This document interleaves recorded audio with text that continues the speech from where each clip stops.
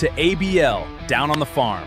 Our motto is ABP, always be prospecting. We focus on prospect analysis. Get ready to win your Dynasty League. Hello, everybody. Welcome to ABL Down on the Farm, episode 55, the Sammy Hagar episode. And I'm very excited to be talking all things prospecting, but especially prospecting in the ABL, a 30-team Dynasty League with 20 spots per team for minor leaguers for a glorious 600 prospects. And tonight, I'm very excited to have two guests on the show who used to host the big show, Tyler and Cal, league mates in this league and others. Super excited to have them on to talk about the ABL Down on the Farm minor league all-star team, who's going to win the ABL World Series, and some of their own crushes and fades. So without further ado, I'm going to bring in Cal and Tyler. You got a big budget going on now with that intro. I know, right? Nuts. That was nuts. It was good, right? Yes, I love it. I also like the AI generation of my own image. Yes, It's true. I fed it a bunch of pictures. I was saying, I made you defeat it before it started spitting out something that was that looked like you. That's great. It also made me look younger, which I really appreciated. Yeah, very much so. Very much so. Yeah, thanks, Gemini. I really appreciate that. So super excited to see you guys on the show. I got a comment from the audience already. Hey, all right. There you go. I like that, Jason. So that's great. Jason's a regular watcher of the show. Happy to have him on again. Feel free to put questions in the chat. So guys, welcome back to podcasting life. You've had a little hiatus. Took a break from hosting the big show. I can see Cal's already frozen because his internet sucks. He'll come back. There he is. That's the past here. Yeah. So we already had to have Cal reboot before the show started. So get his internet back, and it was back for a hot second, and now he's like, yep. We'll do the show 30 seconds at a time. We'll see how it goes. Yeah, there you go. So Tyler, how's it been in retirement, man? Not too bad. I certainly have a little bit more time on my hands, at least, although not really, two young kids, so they're always keeping me busy. But I mean, from a fantasy perspective, it has been a little bit of a relief, I would say, to not have to prep every single week for the whole baseball season. That has been a nice little relief. Yeah, I mean, that is one of the things about the podcast you guys are running for the league. It was a weekly thing, whereas I have a little bit more of a leisurely pace. Although I've tried to pick up, I've added more podcasts this year as opposed to prior seasons. But it's hard every week to come up with content. Yeah. So I'm glad you're having a little bit of a hiatus. And Cal, can you hear us? Yeah, I can hear you guys. I just assume I'm completely frozen from like an hour ago. You're frozen. You can also go off video if you want. Maybe that'll help. Yeah, I'll just be like voice of God, basically, from the rafters. Maybe that'll. There you so go. we can hear you still, so that's fine. Yeah. Turn your video off for a moment. Let's see how the audio is. Okay, let's see how that goes real quick. Yeah. How about that? Is this a little better? That's better. I can hear you. Less staggering going on. Less stuttering. We're good. We're good. This is the solve. I can only tell you that because I work at Google and we do GVCs all the time. All we do is video conferencing. So every time somebody has a problem with their technology, I'm like, turn your video off. Yeah, it's too much. I mean, I can only handle like half of a Netflix show at a time, basically, on this internet. So you make do with what you got. But no, I mean, life after podcasting has been wonderful to me as far as ABL goes. Yeah. I guess it was the one thing that may have been holding me back. I don't know. I mean, I blame Tyler. Maybe it was his life force every week bringing me down. I have no idea what it was, but I've gotten a little more success since the Pens Post pod. So. Yeah, no, I mean, you're doing well this year, right? Yeah. And you started it off by having a stronger prospecting farm, as I think I covered a couple of times last year, and now it's you've added the major league roster. And what are you in fourth overall right now, or something like that? I think so. Yeah, I think fourth overall by points. Yeah. Yeah, so you're right up there. You're in the competition. I'll be interested to see if Tyler picked you for the World Series or not, but we'll get there. We'll get there. But before we get there, I wanted to talk about my All-Star team. So this is the second year I've done a minor league All-Star team. So you guys ready to and you guys haven't seen this before the show, nope. Right? So I'm very interested in your reactions. And feel free to have hot takes if you want. But here we go. So this is the 2026 ABL Down on the Farm minor league all-star team. I want to talk a little bit about the criteria first for the team. Okay. Because this is not just the top, 20 prospects in baseball.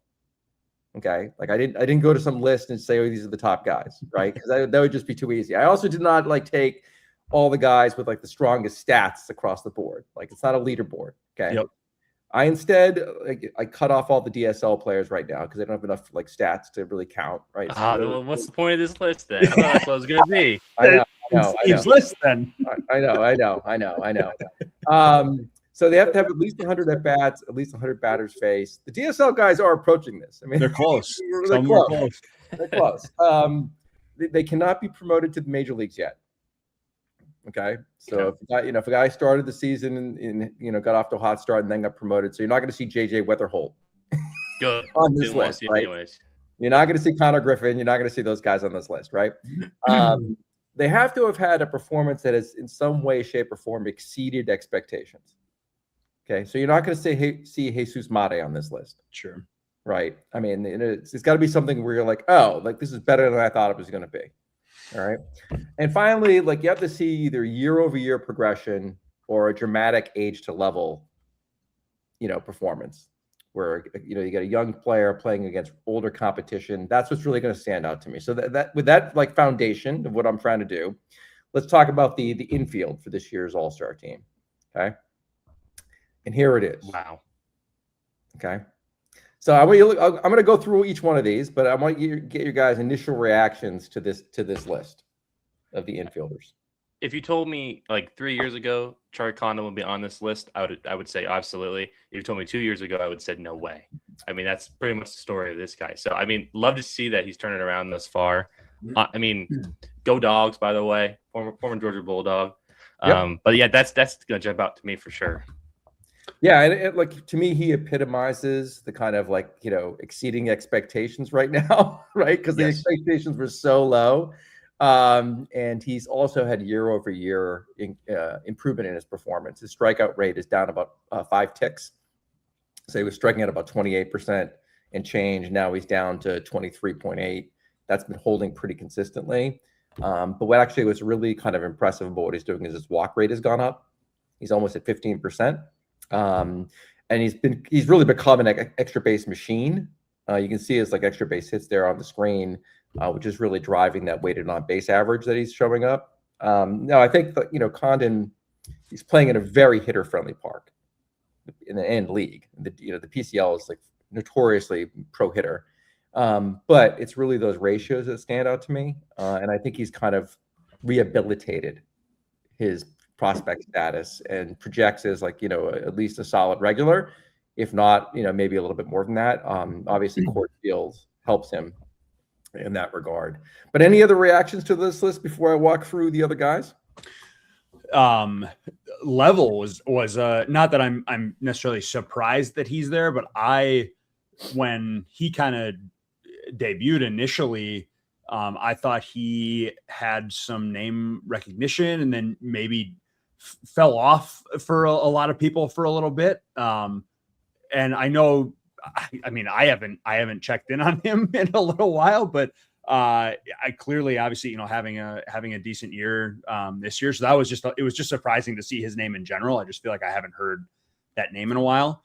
And then De Los Santos too, I feel like everyone knows him now in some way, shape, or form with how he's been playing. So not surprised to see him. I should know somehow 17-year-old was going to sneak onto this list. I mean, that should absolutely. We can't have my list without a 17-year-old on it. I mean, but look, in all seriousness, he's 17 at A-ball. Yeah, it's crazy. It's ridiculous. Yeah. It is completely ridiculous. And I've talked about him earlier this year on the show. But the fact that he is maintaining that walk to strikeout ratio, 14.1, that's the walk rate. Yeah, it's great. Right. Yeah, he's doing like primo DSL numbers, but stateside. Like it's kind of nuts. Yeah, it is strikeout rate 8.1%. Okay. Now the power hasn't shown up yet in games. Totally understandable given his age and his level he's playing at. But he's really holding his own. He's got 31 steals. As I've said before, like you always take those steals with a grain of salt because like there just aren't the kind of catchers and the pitchers that can hold runners the same as when you get more advanced. That becomes more and more the case. But he obviously has some legs, great batting eye. We'll see how the power develops. He's not a big kid, so the power may not ever come, but he's like really projecting as a strong middle infielder, particularly in a points league. Yeah. and 17 at A ball. That's just batshit crazy. Yeah. Like, you know, so, you just don't see that. No. So, you know, really impressive season for him. Johnny Level, Tyler, I'll talk about him a little bit. 19 years old, high A ball, very strong H to level representation. I think what really stands out to me for him is his like extra base machine that he's become. Like the 29 doubles coupled with that kind of speed power combination that you're seeing there is particularly impressive for his frame. He's a smaller dude. I think he's 5'8". So the fact that he is generating that kind of pop is a real plus. You can see he's got a 389 weighted on base percentage. And what that tells you, he's not walking enough. Because when you have that many extra base hits and you're under 400 for your weighted on base percentage, it's because you're not walking, right? It's, you know, it's not a batting average issue either. He's getting hits, but if he can improve his selectivity at the plate, there's a lot of upside for this kid, particularly for a middle infielder. And you can see, you know, he's got a 121 weighted RC plus. So he's like really, you know, exceeding the competition at high A ball at 19 years old. So very impressive year. That's one of Kevin's prospects. You know, that may anger Cal, but you know, here we are. You know, the other two guys on the slide I want to talk about a little bit too. One of them is one of my prospects, Chase Harlan, who was on my All-Star team last year. This guy, for some reason, just is not getting like enough notoriety. Like you can't be on a minor league All-Star team 2 years in a row. Yeah, he's you know 2 years in a row. He's on my All-Star team. That should be part of the All-Star team requirement. I could like take him up, but I think he's earned it, man. I mean, like he literally just turned 20. Yeah, like, he's 20 years old in a day, I think. He's at high A ball. Just was promoted not so long ago to high A ball. You can see, you know, and one of the reasons I have him here is that Baseball America gave him a 40 hit tool coming into the season. And like, I was really perplexed by that because his like walk to strikeout ratio was pretty good last year. And you can look at it on the screen here. He's striking out less than 20%. He's walking about 14% of the time. And his power is undeniable. I mean, he's got 90th percentile exit velocity. His barrel rate is ridiculous, 26%. And, you know, his RC plus and his weighted on base average are like, you know, arcade game numbers right now. But somehow this Dodger prospect is just not getting the love. I don't understand it, but like this, he's like really exceeding expectations. I mean, he may be one of the best third base prospects in the game. Potentially, yeah. You know, and like nobody talks about this guy. So we'll see. He's got to get to double A ball soon, you know, probably next year, see if the hit tool continues to mature in a way that exceeds expectations. But he's, you know, back-to-back All-Star teams for me. I love this kid. I have him in multiple leagues. He can really hit. And if he's available in one of your leagues that I don't have him in, you should go get him. I will not trade him. Yeah. You know, really high on him. The main guy on this list, though, is Rainiel Rodriguez. Yes. And we're going to talk about him for a little bit. So he is one of 3 19-year-old prospects in double A ball. Do you guys know who the other 2 are? Not the top of my head, no. Yeah, I mean, Jesus Mate. Okay, sure. And Leo DeVries. Okay. So those 2, right? The Baseball America #1 and #2 prospects. Yep. And Rainiel Rodriguez, who Baseball America has ranked 22nd. Yep. And the second catcher in Baseball America. Not even the first catcher, the second catcher behind Ethan Salas. Okay. So he's one of 3 19-year-olds at double A right now. Okay. And I put his numbers up on the screen. What really is impressive to me is that he's a catcher doing all this, and that the Cardinals like promoted him to double A already as a catcher. It takes a lot longer for catchers to, you know, mature, develop into the position. There is some question about whether he'll end up at catcher. You know, yeah, I would be surprised. He probably will have to move eventually, especially with the kind of logjam the Cardinals have at that position. But the bat's going to speak for itself. I don't think there's going to be much of a problem with moving through. I would almost rather him not be a catcher and have to sacrifice part of that bat.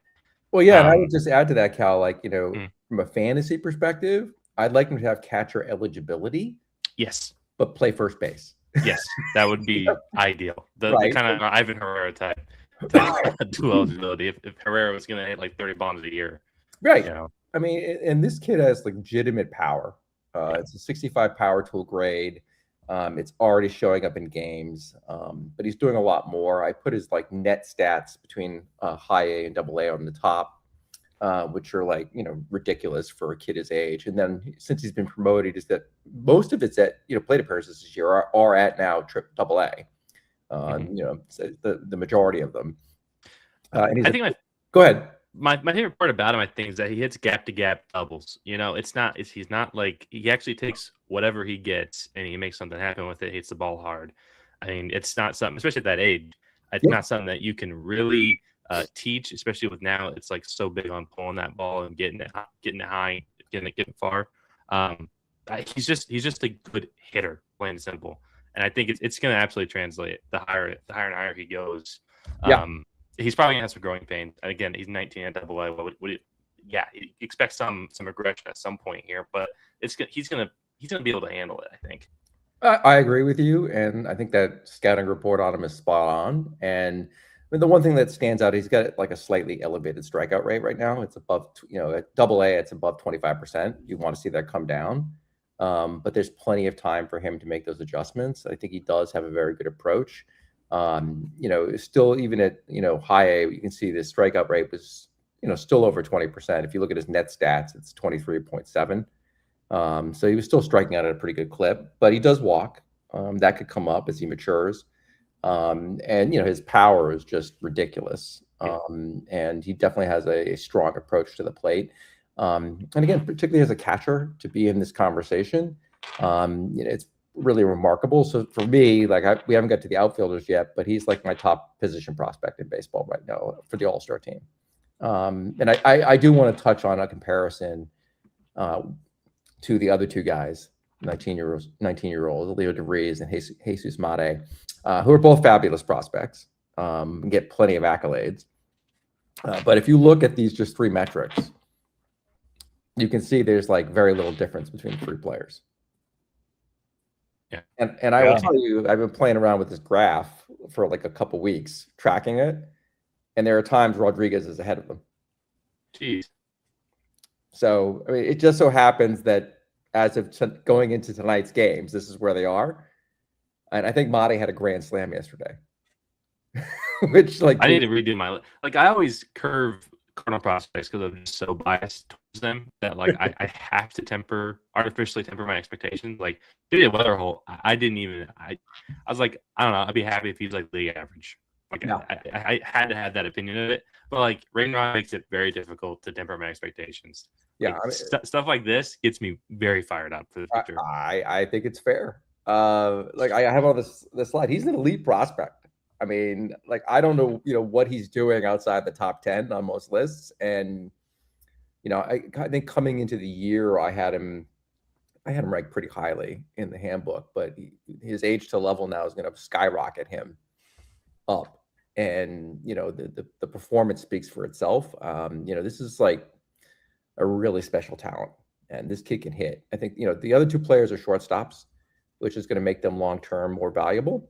And makes it more likely that they'll find a home somewhere on the diamond, and get, consistent playing time. But, when you look at these numbers, like, I think if you ask the average fantasy baseball fan on the street, they wouldn't put Rainier Rodriguez in the same conversation with these other two dudes.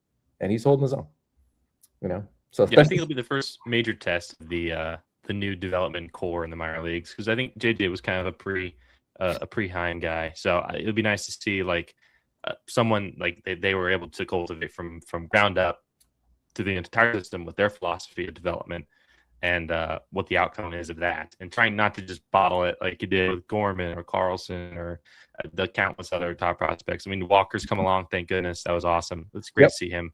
But for this year, throw him in that list, that category of guys that just have not fulfilled that potential, that have been fast risers. Like we've seen fast risers before in that system. Yep. That's just kind of like get to the bigs and they just forget how to hit.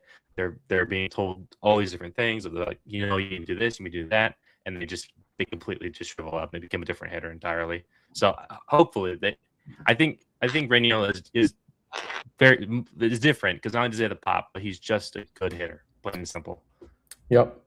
I know, Tyler, you've been radio silence over here as the Cardinal fans are like, geeking out. Like, what do you I'm just letting you guys do your thing. Enjoy your time. I'd love to be able to talk about a Twins prospect like that. My God, that'd be great. But all of ours never make it to the majors. So no, I like Rainiel too. I mean, I don't think there's anything else necessarily that I can add. I think my perspective, I always try to, obviously, since we're talking fantasy, it makes the most sense. But I always, try to look at it from a fantasy perspective.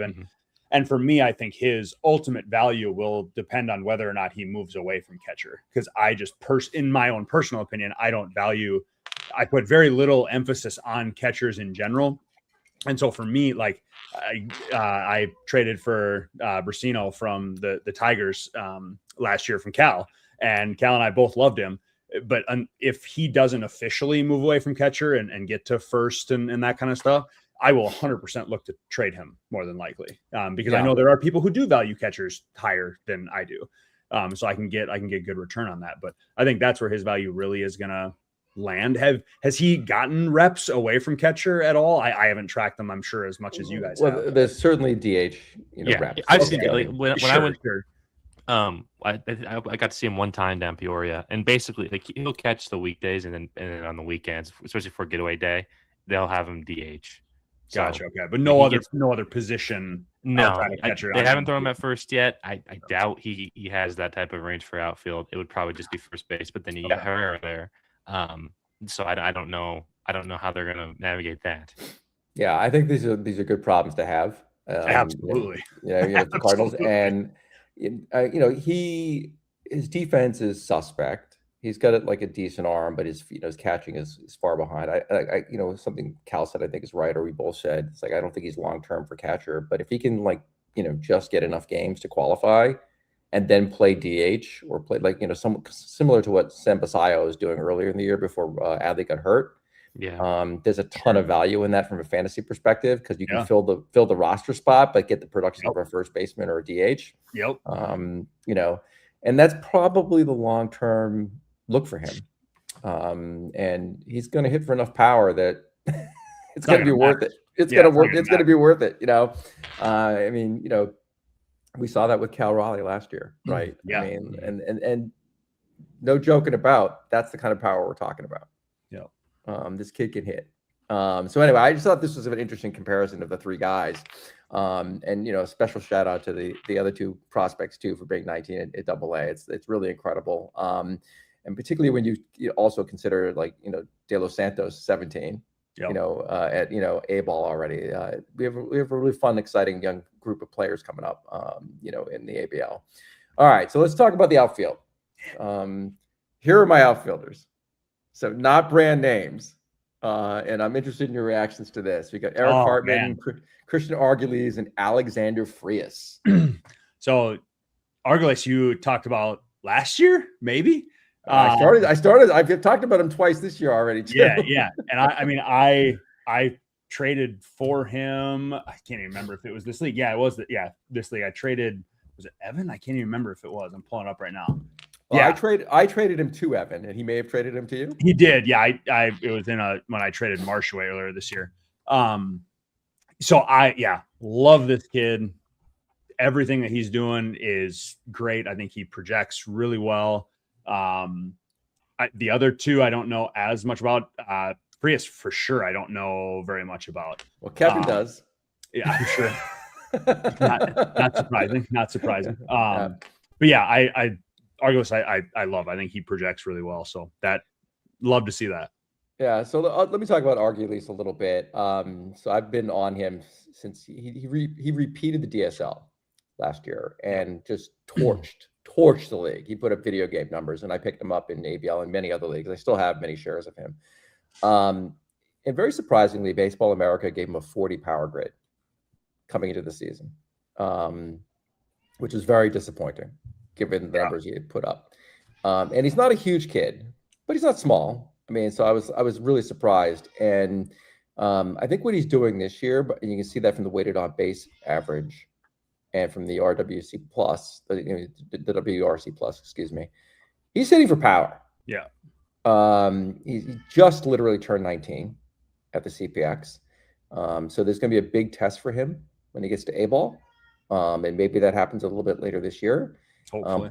Yeah. And if he, if you look at his walk to strikeout ratio, he walks just as much as he strikes out. Yep. Right. So you like to see that, batting eye. This is a guy coming up in the Rockies organization. And I didn't notice that you traded him. I have him to Houston, but that's your prospect. So he's a Minnesota Twin now. Yep. So, if he comes up in cores and hits for just like a decent amount of power, there's value here. I love the situation he's in right now. It is looking really good if he can continue kind of the track that he's on. Yeah. So I'm a big fan of Arguably's. We're going to see a big test for him at A-ball coming up. And we'll see how he progresses. But I think he's still a guy who's not on a lot of owners' radar screens. Sadly, if you're in a league with me, like he's probably owned. But if you're not, you might not be owned. Frias, there are obviously some big names missing from this board. Josh Baez is not on here. Tibbs is not on here. There are, umpteen Dodger outfielders that are not on this list, right? And that's mostly because they're doing what we expect them to do, or like the age to level just isn't there, right? Frias is 18 at A-ball. Okay. And this is a pop-up prospect from last year, right? Who is putting up video arcade numbers, right? 475 weighted on base average, 157 WRC plus. And you can see his walk to strikeout ratio there. We'd like to see a little bit more walks, but you like to see that strikeout ratio, particularly for an 18-year-old. Yeah, the fact that he's not striking out higher, sort of means that there's certainly room for improvement from the eye perspective. So if those walks go up, it would not be the most shocking thing in the world. No, and and this is a classic example to me anyway of like a guy coming out of nowhere and providing real value to your roster. Absolutely. That is like completely unexpected. He could end up being, on a lot of these industry lists in the top 100 like pretty soon if he continues on this trajectory. Not quite that prospect yet, but for a guy like Kevin who picked him up for nothing, great. It's a gold mine. Gold mine. Nice. It isn't. Yeah, it must be nice. And Eric Hartman is a guy who was drafted pretty high in a lot of leagues. And I was not particularly high on him coming into the season, but he has acquitted himself fairly well, right? You can see his numbers there. The walk rate is a little low. Strikeout rate's a little bit elevated, but not terrible. But it's really 20 homers came out of nowhere. Yeah, the power speed combination has really stood out, right? And you can see from his, WRC plus, he's like way above league average. Now he's a little bit older for the level than some of the other guys we've been talking about. 20 years old, high A ball. I'd be more impressed, for example, if this was a AA doing this, right? And if you go back to like, just to emphasize age versus level stuff, these are 19-year-olds, right? Yeah. I mean, go ahead. I was saying because he was kind of like this fringy guy, was like a late round pick, already kind of obscure prospect. But last year, basically the main tout on him was like, hey, he'll get you steals, maybe like a roto target. He's a great defender and very fast. And then I don't know if he'd start juicing if we got a max cap on our hands or what, but I mean, he just put it all together. Like even his his OPS is nowhere near where it is now, and like you said, he's a little bit older for where he's at. So I assume a call-up will be in order soon, and then we can start judging it from there once he gets AA. But absolutely, all things considered, like the ascension from obscure Braves prospect to now, like I think BA has him in our top 25. That's crazy. Yep. No, I agree. So I mean, he's like really kind of stood out. Another example of like getting way more value than you thought you were getting. But to you guys' point, maybe this is a guy you end up trading, right? Before he gets to AA and maybe like gets really challenged, right? Yep.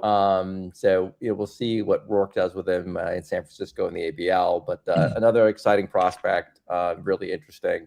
I've seen him moved around a couple times in a few leagues that I'm in. So just something to keep in mind. I think Rourke still has him. There's been so many trades recently. I didn't actually check the rosters. Maybe you already got dealt. But in any event, let's talk about the pitchers. You guys ready to talk some pitching? Absolutely. Yeah. All right. Here are my all-stars. Yep. Okay. That tracks. Yeah. So a couple of them are totally not surprises. right? Seth Hernandez and Cade Anderson are absolutely crushing it. No. Right. But I put them on here because they're crushing it so much. Right. Yeah. I mean, Hernandez is like just turned 20. He's at high A and he's unbelievable. The pitch mix and how elite the stuff is. It's very scary. I mean, Yeah. I don't even know if Paul Skeens will have the best stuff once if Fernandez actually develops and keeps getting better. I mean, at that Pirate rotation is going to be disgusting. Yeah, assuming they keep all of them. But yeah, exactly correct. I mean, as if they're going to spend the money to do that. But yeah, I mean, I'm sure the Dodgers and the Yankees will enjoy having Skeens in their rotation. Yeah, but like, right. Yankees farm system over in Pittsburgh. Eventually. Yeah, but I mean, look, he's got a 40% K rate. It's almost 41%.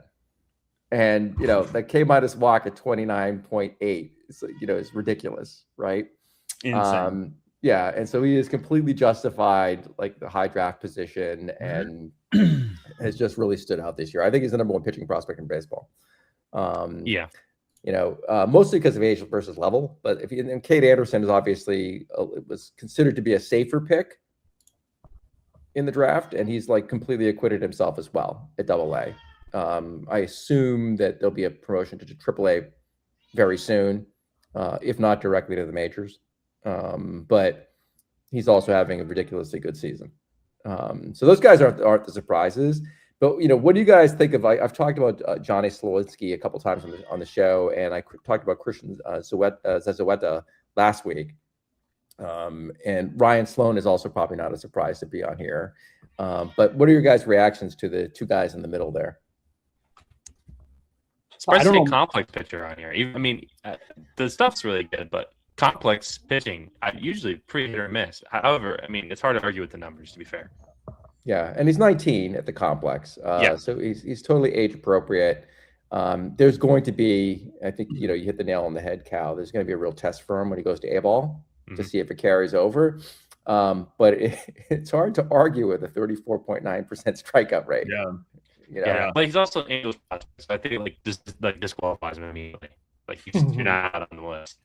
Like, no, I hear that. It doesn't work. There is inherent risk, and so I in the handbook I definitely take organizations into account. Yeah. But it's not overweighted, but I do weight that. But I think he's a really exciting prospect. I think he's on the list mostly, well, not just because of the performance, but because he's a very unheralded prospect. And he kind of falls into that bucket of like, you found a little gem. Right. Yeah. I don't know too much about him. So I can't talk much about it. Like, kind of like Cal said, I mean, the stats obviously seem great, but it's hard to make much of a opinion based on complex type stuff. Right. I really, as you said, want to see him at the next level, see what happens. And then if it's even relatively close, then then we could certainly be looking at something. Zazueta, I know a little more about, has been, I've said, a name thrown around a little more often. I think being in Atlanta or not Atlanta, because Atlanta's there. I can't Dodgers. Dodgers. Thank you. Jeez. Being with the Dodgers, obviously, I think helps for sure. So I wouldn't be surprised if he, ends up making it eventually. And then Sloan, I've been as much of a fan of him as you have for a very long time. So love that he continues to be on these kind of lists. Yeah, no, Ryan Sloan, I talked about Zazueta last week, so I won't dwell on it, except I just point out that he's got a 37.2% strikeout rate. It's kind of ridiculous. Yeah. All right. But Ryan Sloan has been really good this year at AA. And one of the things I note in the margin on the right is that, his strikeout capacity may be capped. It may come down as he gets into more advanced hitting. On this list, he has the lowest strikeout rate. Not that it's bad, okay, but what's really driving his value is his walk rate at 4.6. He's got great control. And his ceiling may be a little bit lower, is what I'm signaling, than some of these other guys. Like he may be more of a 3. Whereas Kirby point out. Right. Yeah. Right. That's not bad. That's real value. But he's here mostly because he's like really delivering on the promise right now. I also think in our scoring system, oh yeah, having someone who's gonna go 6 innings most of it starts you could argue that, you could argue that is more valuable than someone who strikes 10 guys out a game, but barely makes it through 4. Right. Yeah. Yeah. No, 100%. And he's going to be a quality start machine or whatever the scoring machine, the system is. And, he's going to end up, if he stays in Seattle, he's going to end up in a very good pitcher's park. Yes. So this is a, real value add. So those are my all-stars for this year. I always enjoy putting this list together. Hopefully that was interesting and fun for folks. Absolutely. But before we go on to the World Series predictions, I wanted to do a little exercise, having discussed Rainiel Rodriguez, who you guys would take over Rainiel at this point, in a trade. Having seen the numbers and having seen that he's 19 and understanding he's a catcher, who do you think you actually have ranked ahead of him in a 1-to-1 trade? And so I don't know, Cal, do you want to do your tiers? I'll go first and then do the tiers. All right. Yeah, I'm sorry. What's that? Well, I'll go first and then I can do the tier list. All right. So Tyler, why don't you go first? I was going to say, I was going to let you guys just go for it, since you were probably going to just say no one, and then I could talk about who I wanted. No, I had to play ball a little bit, but I had to rank them a little lower just so I could get more guys. Yeah, I mean, I think, as I mentioned before, I think the hardest part for me is that he is a catcher. If he was any other position player, even if he was catcher with first base eligibility, whatever it might be, I think I would certainly take him over a lot of prospects. He wouldn't, for me, be in my fantasy. And again, I'm strictly talking fantasy, not real life prospects. Sure. He probably wouldn't be in my top 10 to 15, just to start. But what I will say is, and I don't know if other people do this as well, but I also sort of, in my weighting of my list of prospects that I have, I take into account almost the perceived value of a player. Sure. And so knowing specifically that you two are in the league and other people, like catchers and stuff like that, that puts a little weight on it for me, because that might mean more than, Brasino, who I think may be the better fantasy prospect down the road, but I could get Brasino, maybe a round later versus taking Rainiel now, and I could trade him for, DeVries or something like that, right. with one of you guys. So yeah, that would not happen. You would not get DeVries, but true. Wishful thing. I like the idea. So probably 10. I'd have him in that 10 to 15 range probably. Again, just based off of that, I mean, certainly, a lot of the guys you mentioned, the Cade Anderson, Seth Hernandez, I would have them well above. Yeah. Someone else we didn't talk about, but I've loved for a long time, DePaula. He is still a great prospect. I think All-Star for sure one day. Another guy who I've actually had a lot of conversations about in trades, who's kind of risen up on a lot of people's lists this year, Franklin Arias for Boston. He's having a relatively good year as well. I'd probably put him above Rainiel right now. So in that 10 to 15 range is probably where I'd have him. Yeah. All right. Interesting. So let me react to a couple of things there. Absolutely. So I would definitely take Cade Anderson or Seth Hernandez over him, particularly given the scoring system that we're in and the expense of pitching. Yeah.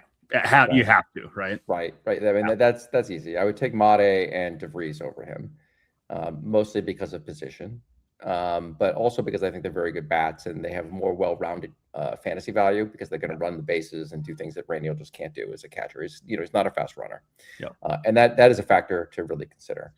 So what that's like 4 guys, right? I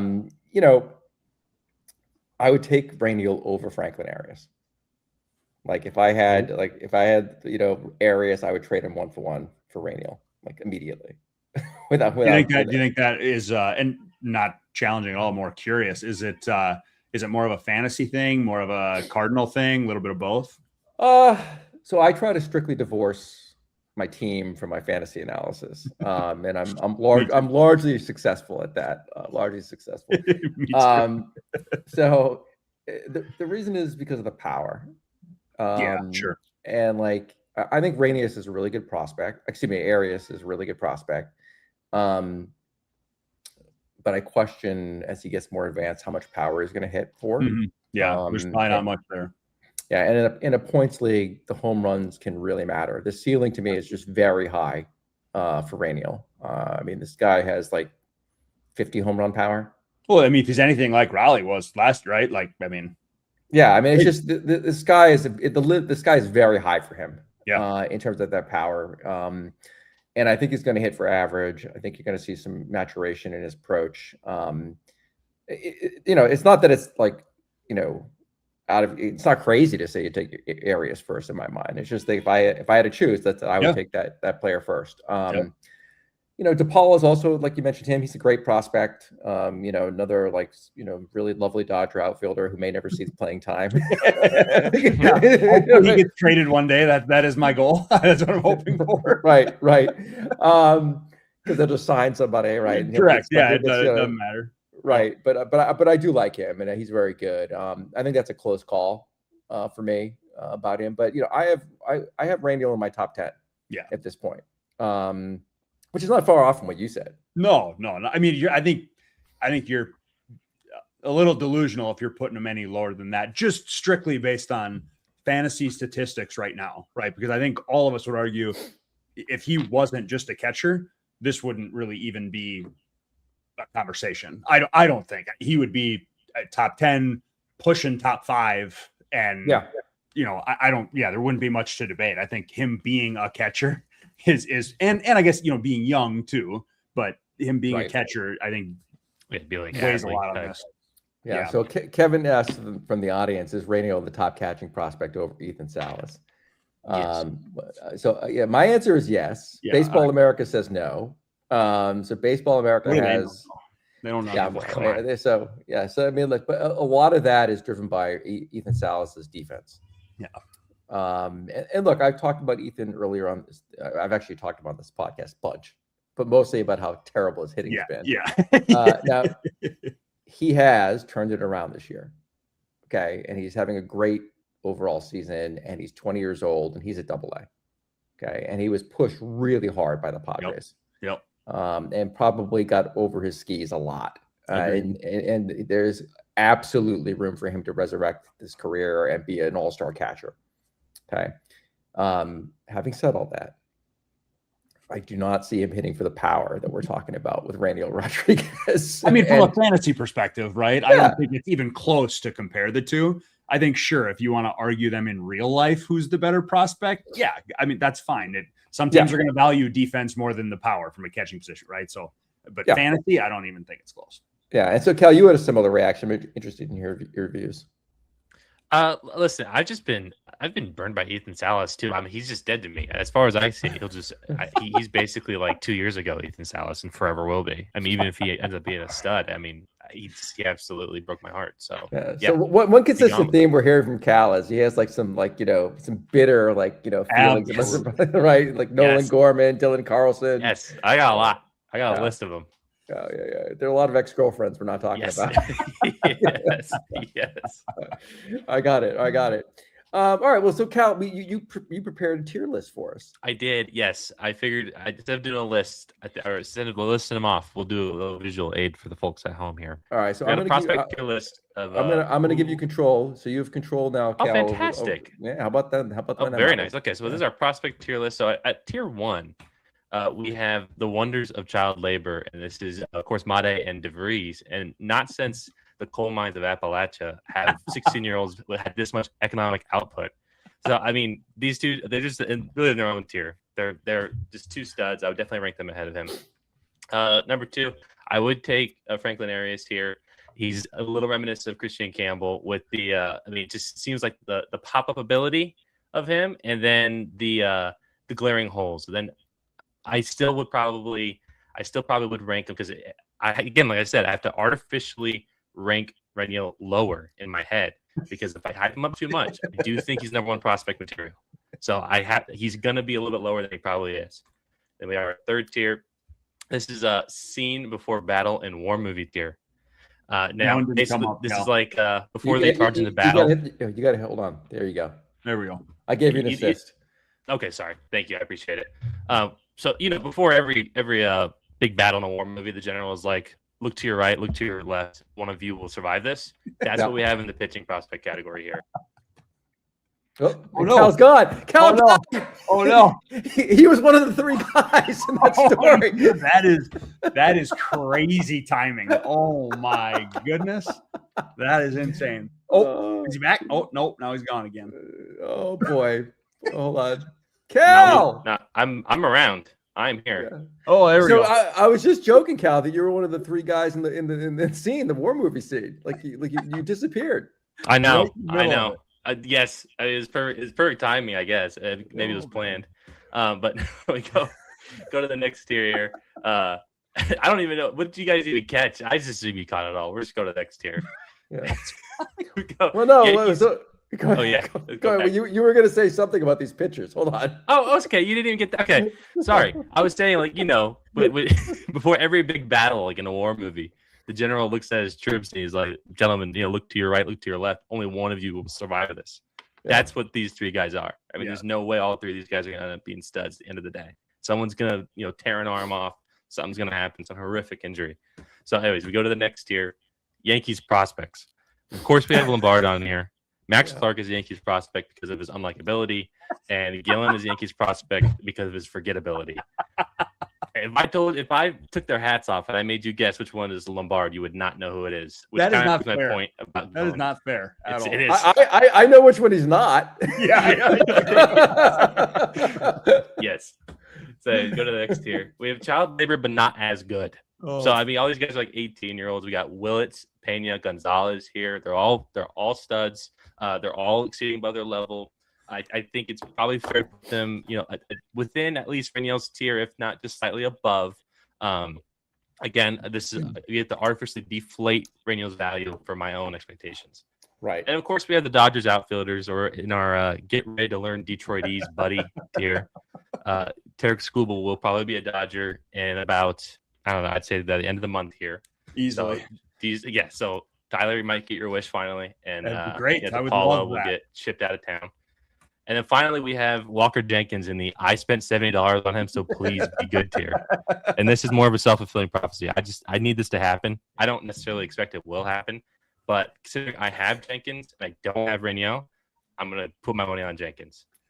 There you go. That is one of the worst $70 spent you've ever had. I would agree with that. He's going to be the biggest bust in Yes. Twins history. And I've come to that conclusion Yes, now. sir. But yes, So you guys would both trade Jenkins straight up for Rainiel right now. I'm saying I have to put my eggs in this Walker Jenkins basket. which So is sad because this you're is- going to lose that. It's called a sunk cost fallacy, and I'm in it. I got it. I have a couple shares of Walker Jenkins. So I'm hoping for that he actually stays on the field and can play, and doesn't continue to imitate Byron Buxton. It got so bad that Walker Jenkins, there was Walker Jenkins before a game, they were doing the national anthem, and I guess he saved a kid. Yeah, I saw that video. And I was like, you know what? That's why I own him right there. I don't even his production, not for his baseball ability. not for his production, or and I'm you know what? He's just a good locker room guy. That's how bad. That's how low I am on the guy at this point. That I'm like, yes, good job. He has a good heart. You know what I was thinking when I was. Go ahead. When I was watching that video, I thought he was going to hurt himself carrying the kid. Yeah, but please do not. Please, Everyone did. Everyone be safe. He'll be lucky. What I was going to say is he'll be lucky if he's in a locker room, to be honest, in my opinion. But again, that's the Rainiel Rodriguez for you, Cal, to me with a good Twins prospect. I will be lucky if he ever plays in Minnesota. Even because he'll be mythically talented and then just be here all the time. That's going to be what's going to happen. The joke is that all of our good players play in Minnesota. They just don't play at the Twins Stadium. They play in St. Paul. Yeah. And they never leave St. Paul. That's just. I think Saints games have a wonderful atmosphere. There They really do. isn't much reason. It is up. awesome. There's skyline and stuff. You get. What's the point of going Target Field? You get everything you need in AAA. A lot of people don't. There are. I would bet there are almost as many season ticket holders for the Saints as there are for the Twins. Oh, I would sounds right. Yeah, I mean, the Saints are like a brand all of their own. It's not even fair to. Well, the Twins also just suck. So yeah, true. Yeah, fair. That helps So, me. are we establishing that the Saints are like the Roach Motel the prospects go in, but they don't come out. Yes. You wouldn't be wrong. You wouldn't be You wrong. check out anytime you like, but you will never leave. That's right. Yeah. Hotel California. Oh yeah. All right. Well, this is good. So, I would definitely take Raniel over Theo Gillen, although I love Theo Gillen. I would too. I would absolutely take him over Lombard. Yeah, I just wanted to make fun of Yankees prospects. I'm gonna put that out there. I saw Max Clark. I'm like, I gotta put him in a tier. But then I saw Lombard's freaking Jorge Posada face. And I'm like, all right, he's going on my list somehow. Yeah. So let me ask you this: would you take Raniel Rodriguez over Dalton Rushing? Oh my dude. Yeah, dude. I would freaking trade Absolutely. Rushing for peanuts, dude. I wouldn't even actually no, I would add in peanuts myself if I had to. Fuck that guy. I mean, sorry. This family show. But yeah, Dalton Rushing on my list. Number one, not like guy. Yeah, I just for the record, I was baiting you with that question. I had to think for a second. I was like, am I missing something here? Or yeah, because I know how much I actually think Rushing's a pretty good prospect. But Theo Gillen or Walker Jenkins? I'm taking Gillen. Walker Jenkins, Texas Ranger by a mile. Has to be. Yeah. No, I'm really high on Theo Gillen. I talked about him very recently on the show. I think he's a terrific prospect, really age, for level. I think Jenkins is extraordinarily talented. The issue is his health, and it's a real concern. In the same way that DeLauder is a concern with his health, just can't stay on the field. And if you can't play, you're not adding value. It's not rocket science. I mean, what's even going on in that town? Like, do they just have like sprinklers everywhere, or like? What are you talking in Minnesota? Yeah, no, like is it like Mickey Mantle following a sprinkler or whatever? They just got these things popping up trying to take out their own guys. Like, how are there this many injuries all this time? How's everyone this injured? I have no. It's a good question. I like Byron Buxton is like the most talented player made of glass ever. Yeah. Yes. I mean, he is just ridiculously good when he's healthy, and that's a big if. I just chalk it up to just Minnesota sucks at everything, and we're never going to be good. And so, if we're not going to be good, why would we have good players? And just the players we do have, they can't be too good, and if they are too good, we can't have them play too much. So it's just were you old enough to have Kirby Puckett? Oh God, yeah. All right, good. So oh my God, another example. Another guy gets hurt all the time. Well, he died. All right. Yeah. All right. Well, I mean, that's the ultimate injury. Yeah. Yeah, absolutely. Absolutely. That is a great example. Yes. So he did have a Hall of Fame career and won a couple World Series. So we're gonna give Kirby a pass. There was I was just saying that was the last good Minnesota team we had, 1991. Yep. There was some kind of stat I saw. I don't know if it was on SportsCenter or something, but like the last 5 All-Stars that a Minnesota team has traded away have gone on to win a championship the following year. Oh man. And it's just, but it's not surprising because it's the Kevin Garnett's, the Karl Anthony Towns of the world, right? I mean, it could be Anthony Edwards next. It could be Justin Jefferson next. There's just a plethora of talented individuals, just never talented teams. Yeah. So, is what it is. Well, you'll always have Kirby Puckett and Jack Morris in Game 7. Always. Oh yeah. I don't have a very good memory of it, but I will always be able to look at that banner and say I was at least alive. So So the Jack Morris 1991 Game 7 pitching performance is one of the best I've ever seen. Oh, it's so fun to watch. That you can find it on it's on replay. Oh yeah, every now and then. I watched it when it was happening. It was unbelievable. I mean, so good. So good. And that was a great World Series. Yes, it actually was. It was a really good World Series. Yeah. All right. So speaking of World Series, look at that fucking segue. Look at that. Love it. Speaking of the World Series, let's talk about our predictions for the ABL World Series this year. We're at the All-Star break. It happens this weekend. It's a good time to take stock. We're transitioning for a moment from prospecting to the big leagues.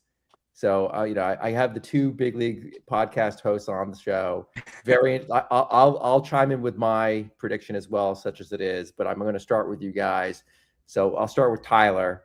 Tyler, who do you have going to the World Series, and who do you have winning the World Series this year as things stand today?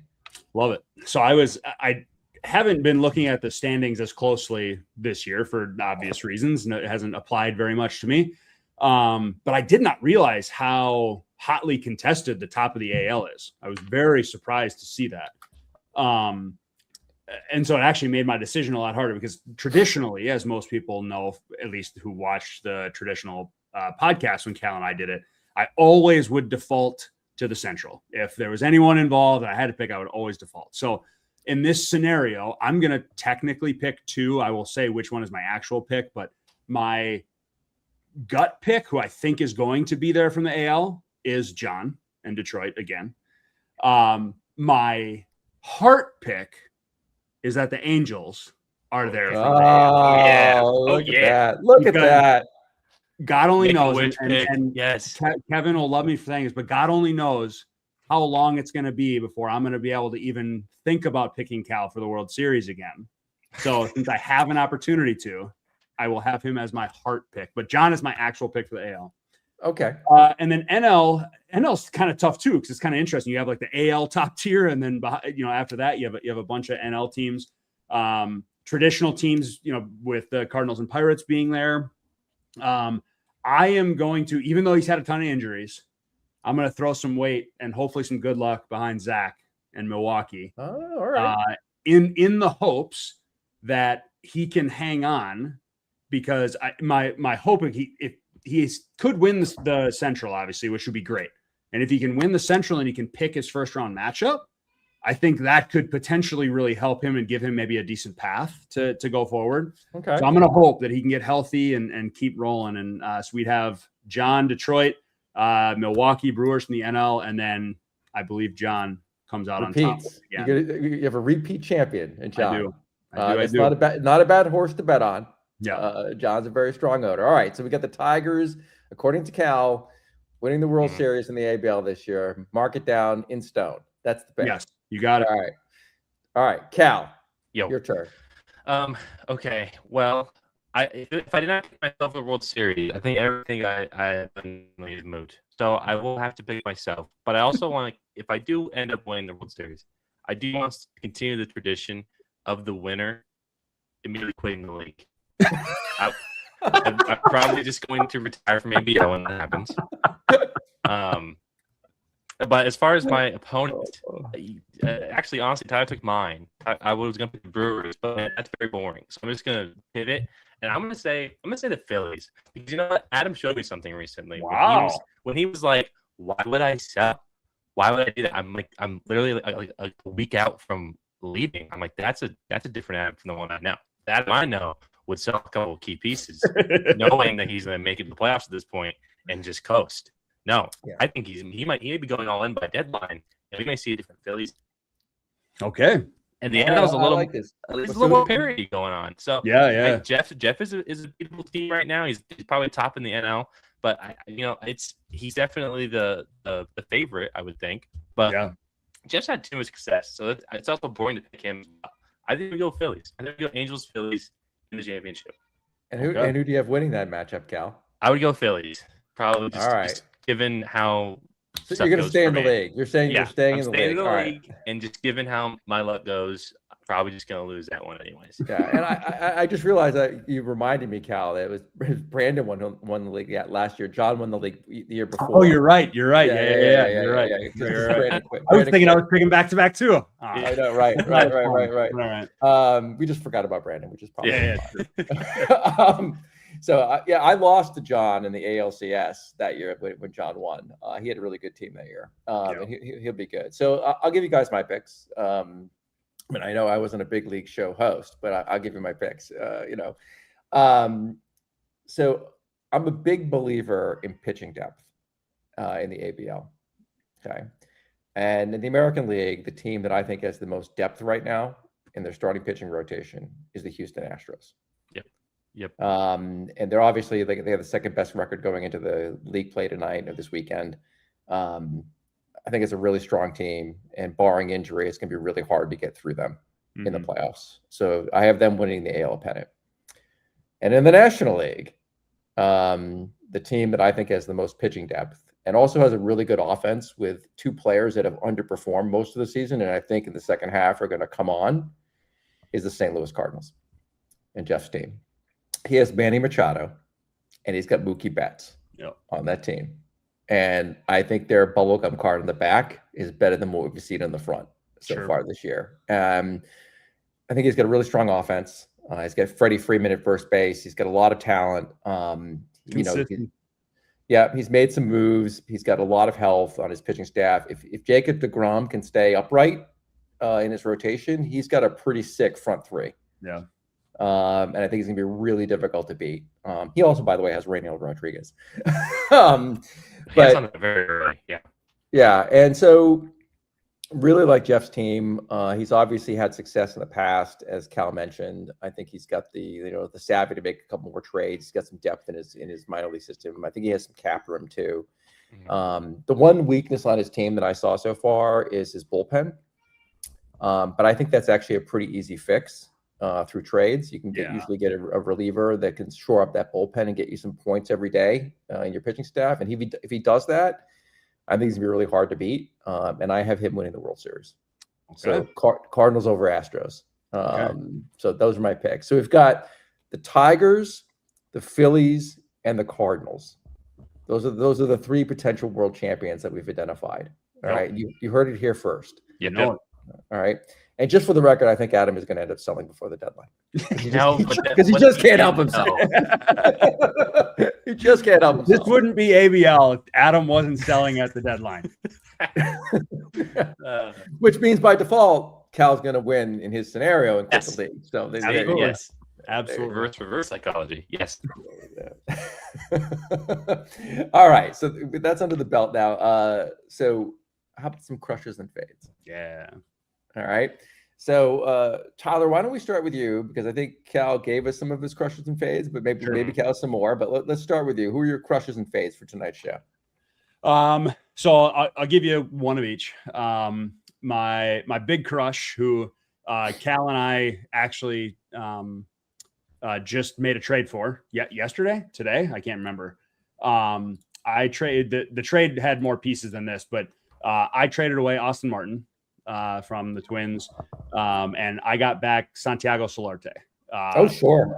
I have loved since I saw him, basically since he was on any kind of international list. And as you know, Steve, you and I have talked many times before in terms of just like height, weight, position eligibility, that kind of stuff, athleticism. 6'5", 203 as a 17-year-old. That is just that. It screams two things to me. One, it screams the athleticism that I always love to look for just in players in general. But two, a very similar, even though not as tall, but a very similar player came out with a slightly lesser profile, but similar type of bat and athleticism in Junior Caminero, who I was also on right when he came out. Not to say that Solarte is going to be that, but I did say to Cal earlier today that when he traded him to me, I now think he's going to become Cam, and he just traded me Cam. So he is a crush of mine. Martin. I mean, what a terrible trade that was. Martin, exactly. Who, to his own credit, used to be a pretty good prospect as well. But so Solarte, love him again. Super young though. We'll see what happens, but love the projection there at least. And then as far as a fade goes, I kind of wanted to do like someone on my team, just who I haven't dropped yet, but I actually decided to go elsewhere. I was clicking through some random teams, and I know I just talked up John a lot, but it wouldn't be me if I didn't talk negatively about more Twins prospects. And Emmanuel Rodriguez, who has been around for a while now, has been a pretty good prospect on a lot of lists, has sort of fallen away in a sense. He has been injured, shockingly, as well. He is now officially, for me, an absolute fade. And honestly, for a lot of the same reasons that Walker Jenkins is an absolute fade for me at this point. One, because they play for the Twins and can't be healthy. But two, the lack of progression once they get past high A or double A just scares me. And I wish I could say that I'm just like being biased in it. but it just feels like there's been way too many examples of in the Twins system stuff like this happening. And unless they get moved and shipped to a different system where they can kind of get fixed, they just never end up meeting that potential. And so for me, Rodriguez is my fade. You can throw Jenkins in there too if you want to. But all right, those are two good players. Look, Rodriguez has always been a guy who had really bizarre strikeout to walk ratios. So weird. Yeah, like he walks a ton and strikes out too, and then just doesn't seem to tap into his power potential, right? Yeah, he should be a good hitter. Like he should be a good hitter, and he's just not. Yeah, I don't know why. Yeah, there's something off there, and I think it might be a coaching thing. It may be the kid not taking coaching. I don't know. I just don't have insight into that. But he's definitely been around for a while. Solarte is a guy I talked up on my DSL preview. And I ended up getting 0 shares of Solarte, which really annoys me. But I'm in multiple leagues. I have no shares of this kid that I really liked. I think I might have him. No, I have him in 2 out of the 3 leagues that I'm in. There's one league I don't have him in, but I'm actively trying to get him. So we lost Cal again. Cal's just he's so mad about our Solarte. Mad about the Solarte deal. Yeah, right. I mean, Cal's hysterical. Cal has the worst internet on the face of the earth. This is how it was every week, and this is what we dealt with every week. So there's Cal. There he is. Hey, Cal. Maybe.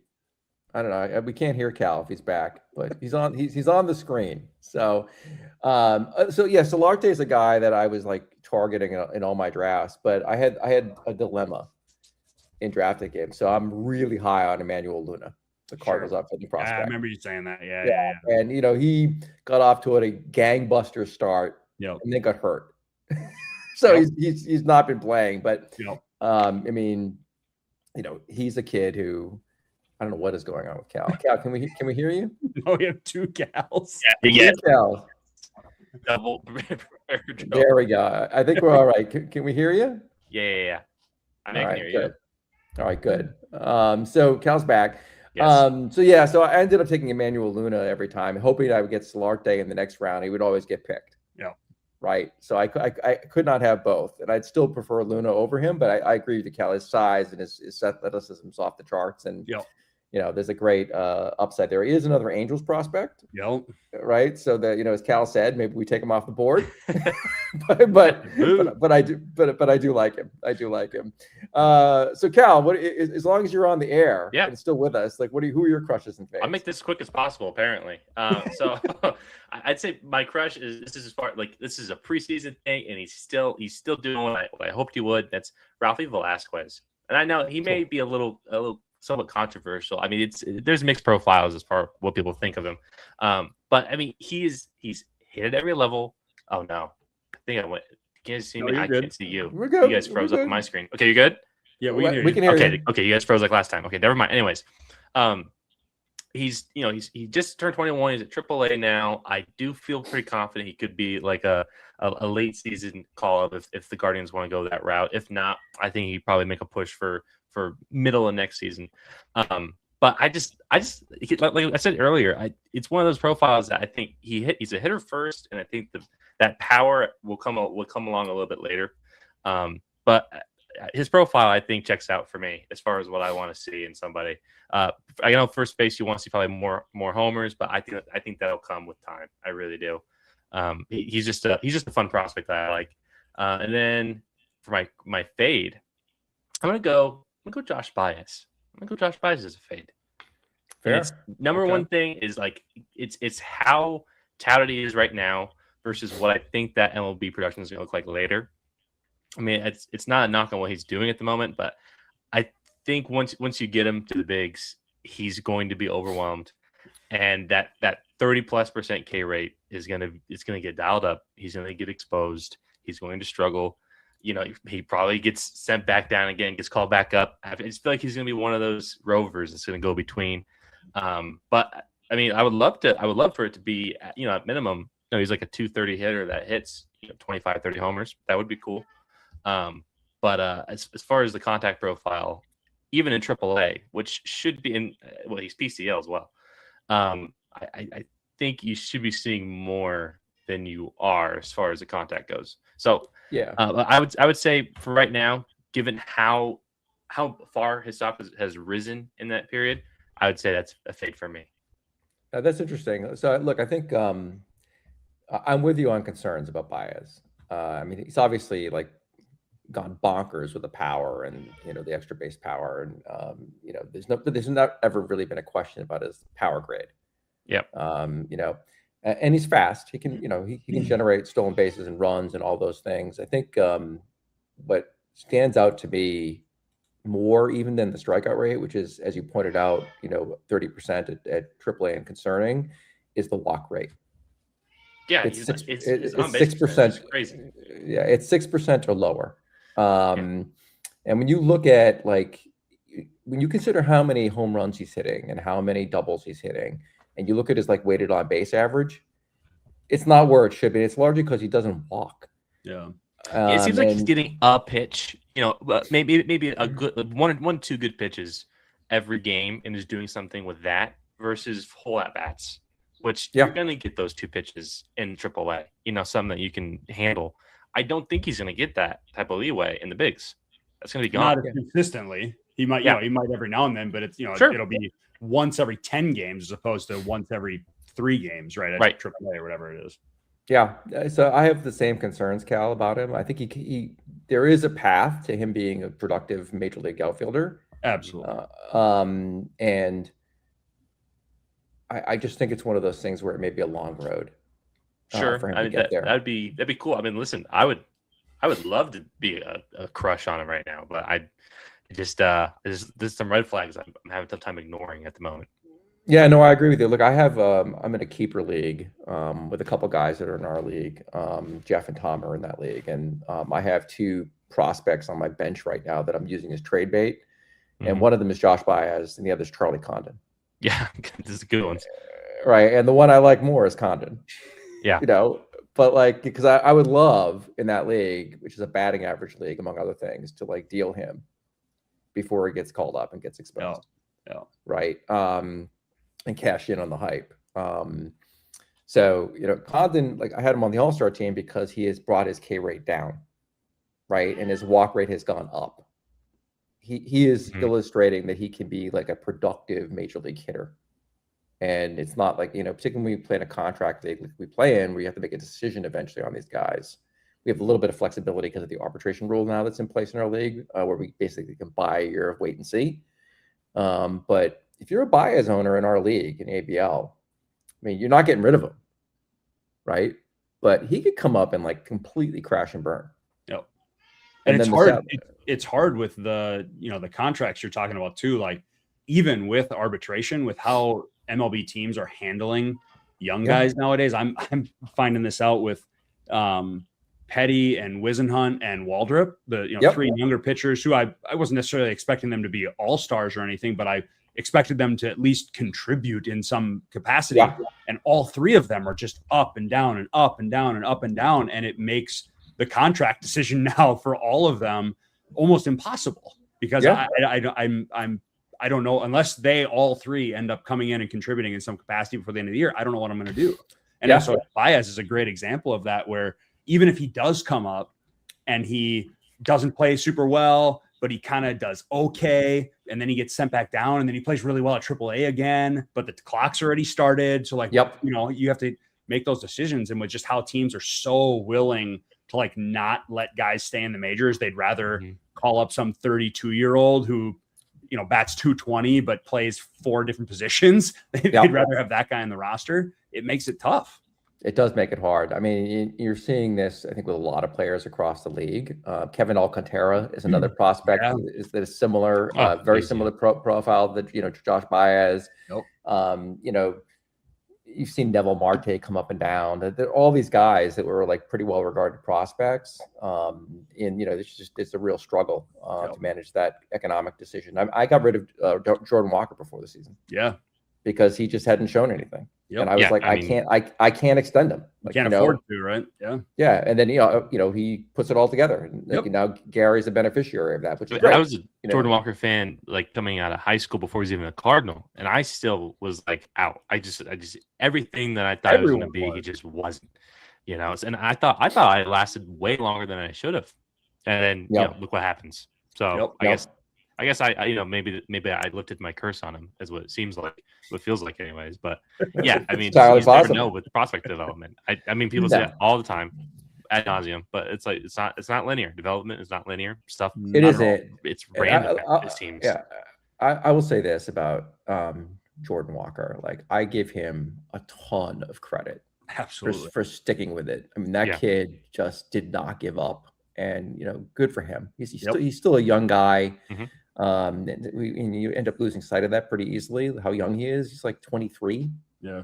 I mean, it's really the stuff that he went through and the spotlight he was under, and to show that kind of mental tenacity to like stick with it and take coaching and really be open to developing his swing. I mean, he deserves a ton of credit. The confidence piece too, right? Like the mental side of it, right? Is just as big, if not more, once they get to that level, because he clearly had the skills. It had nothing to do with him physically, right? It was much more about just putting it together mentally to be able to succeed. And now he's, 3 years removed from his debut, I think, at this point. And so he's had 3 years to process it and kind of get through it, let the hype die down. And now he just gets to play and reaping the rewards. Yeah, it's great. So Josh Baez, one last thought about him. So in one of my leagues that I'm in with Evan and Kevin's in that league and Jeff is in that league. It's referenced every once in a while in the chat as the Large League. That's a Dynasty Hold Forever league, and I made a trade with Tom, in which I got Josh Baez from him, and then I immediately flipped him to Evan for Rainier Rodriguez. So Rainiel's a guy I take over Josh Baez. Love it. It was like immediate. He was on my roster. Baez was on my roster for about 2.1 seconds. I love it. Yeah. Well, listen, thank you guys for coming on the show. This was a lot of fun. Really enjoyed having both of you on, notwithstanding Cal's antiquated setup, internet setup. Yeah. I'm gonna there's this product called the Google Nest Booster. Oh. And I'm gonna send you like a link to this so you can start having actual modern internet. I'll get them to the freaking data center outside. Give me some damn broadband out here, please. Yeah. So I'll send you a link to this product, which is great. Anyway, thank you guys so much. And thank you. I told you I had a new in-stream video intro. I have a new out-stream video, so we can all enjoy that. And it saves me the trouble of actually having to say always be prospecting. But this is much more pleasant to watch. Remember to ABP, always be prospecting.